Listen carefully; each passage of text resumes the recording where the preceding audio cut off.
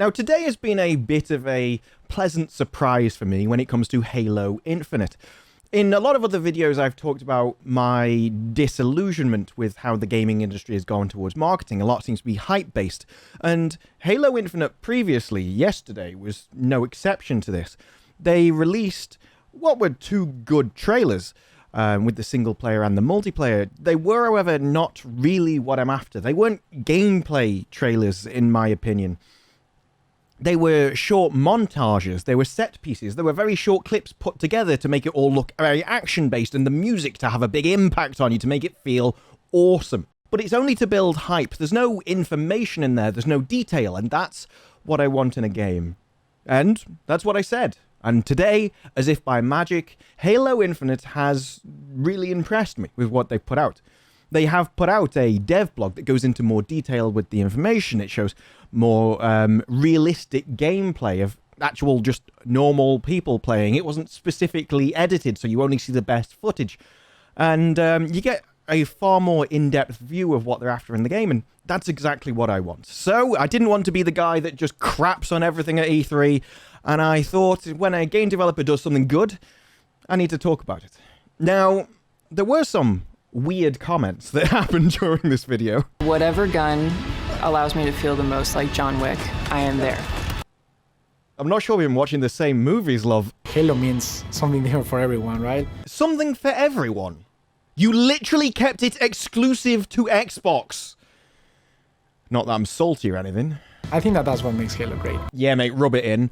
Now, the developers actually did a really good job for the most of this. They wanted to get across what they thought of the game, the aims for the game, and where the game is planning to go in the future. And their first message that they really wanted to make sure that everyone was very well aware of and very certain of is that this is a game that will be harkened back to the classic Halo. They want to get the same feelings and emotions of Halo. They want to make it recognizable so that when you dive into this, you know it's definitely a classic Halo game. But they want to do it with a twist. And that would have been a good message. But boy, did they want to hammer that home. This tight arena-style combat. We're taking that awesome legacy or classic and modernizing it. Legacy, modernize it. Respect the legacy, build something that feels new. Elements of legacy, celebration of previous Halo, iteration of where Halo can go next. Going back to like what is the core of Halo. But my award for the strangest section of the entire video goes to this guy. What makes Halo feel like Halo? I feel like the answer to that question is the sandbox. Like, the sandbox is Halo. I have absolutely no idea what he's just said. That guy got his own section. I don't even know what he means. It's like they got some guy off the street to come in and just started asking him questions. My only knowledge of sandbox is basically would in an arena shooter would mean the map and the stuff in it, which would be the game. He's essentially saying the game is Halo. I love him. Tight. But the dev blog did include quite a lot of detailed information, and it started with the equipment. They wanted to make sure that people would have to choose. And like, everyone starts at the same level playing field when they enter a round, and then you've got to scavenge from around the map as you go. So it actually involves making choices between, do you want to spend your time going after power weapons, or maybe you'd prefer to go for the grappling hook for some more mobility. And they're trying to create complementary tools and power-ups so that you can use these in interesting ways and combinations depending on what the situation is. I always like games which give you a certain toolbox to deal with so that depending on what on earth the mental situation you get yourself in, you've always got some way of getting out of trouble. The deeper you can get with these kind of systems, the more I love it, the more complex you can get, the more I love it, the more options you give me. I'm all for it. It all sounds great to me. So you've got things like the overshield and the active camo, and these are a little bit different this time in the fact that you can pick them up and activate them whenever you want, and they drop on death if you actually don't use them before someone gets to you. It gives an interesting dynamic where, you know, sometimes you might just want to use them just before you die. Even if you know you're going to die, just so to make sure the other guy can't get them. After all, nobody cares if you can't use them, as long as you're stopping the other guy using them first. That's good enough for me. And then you've got things like vehicles which have localized damage systems. You can actually blow the wheels off, or the bonnet can get destroyed on the car, or hood for you Americans out there. This all has an impact on how the vehicles handle, which is always nice and gives an extra element of complexity to vehicles, so I'm all for that as well. Now, vehicles also have a doomsday timer, which is a very dramatic way of just explaining what every other game already has, where essentially if you reach a certain threshold of health, maybe 10 or 20%, the vehicle catches fire, and so then it'll have a specific time that it's allowed to be left alive for, and at the end of that it'll either blow up or it'll blow up earlier if you burn through that health against other people before that. Next up, they hit customization and monetization, two very big topics for a free-to-play multiplayer FPS. You can indeed customize your suit with the various skins, for everything from coloring to camos. You had emblems, there were special effects, and even the shape of the individual armor pieces that you got to wear. And this goes alongside the usual weapons and vehicle skins you'd expect. Now, interestingly, with these skins, you can customize them not only in the game, but also on the Halo website, as well as a mobile app, which means you can actually customize your character in a boring office meeting. Not that I'd ever do that.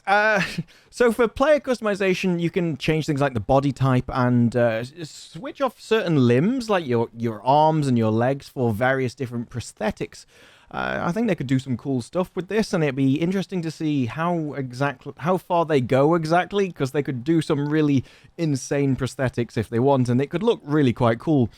Now, one thing I am curious about is if changing your body type actually affects your hitbox in any way, because that sounds like it's asking for trouble. The issue that I have is if you go to a smaller body type, even if it doesn't actually affect your real-world hitbox, I think it could still have some kind of effect on the perceived hitbox from players and aiming and things, and I'm just not sure that getting into that quagmire is really something a developer wants to do. So, although I like a lot of the customizations, I think there may be some issues with that one, and I think there's definitely going to be some tests done at launch. Now, for the monetization, the very good news is there is no loot boxes. As this is a free-to-play multiplayer game, I'm going to be a bit lenient with the monetization. I really don't mind things like battle passes, which they are adding, especially as they have said that all the customizations are purely cosmetic and don't actually impact like your stats or anything like that, which is always good to know.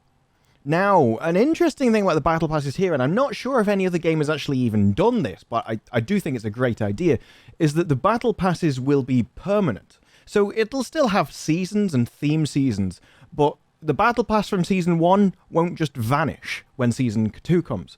And you can actually buy multiple battle passes and even go back and buy battle passes from previous seasons. And then you choose which battle pass you want your progression XP to go towards, which it seems like a great feature and a great combination if you can have them permanent. So I actually really like this idea, and it completely gets rid of the whole forced scarcity that other developers have had, where it just not only affects completionists and makes people feel like you have to grind things out, but quite frankly, after a while, I just don't care about getting to the end. And in Warzone especially, I have lost so many rewards that I've technically paid for by buying the Battle Pass, that I much prefer this idea. And it's, yes, you may not actually get as many people into that season for as many hours, because they may not be trying to grind it out. But I think it actually gives them a longer-term goal, and if you take the hours in the long term, I don't really think that they will be lower overall. And either way, this seems to be much more player-friendly, which is something I'm all for, and I think any developer that goes down that path, I'm going to fully support. Now, one thing they said is everything is single source. So if something's in the Battle Pass, it can't be bought in the store. The question I have about that is, does this mean that you can't buy Battle Pass levels? And this seems to go hand in hand with the fact they're permanent, so there's no rush. So they're not trying to get every last penny out of their players. It did really sound like you will have to only go through the Battle Pass by playing the game. And I really like this. It's far less predatory than having an arbitrary timer and then people getting near the end and thinking, okay, I'm just going to have to buy the remaining levels because otherwise it's gone forever.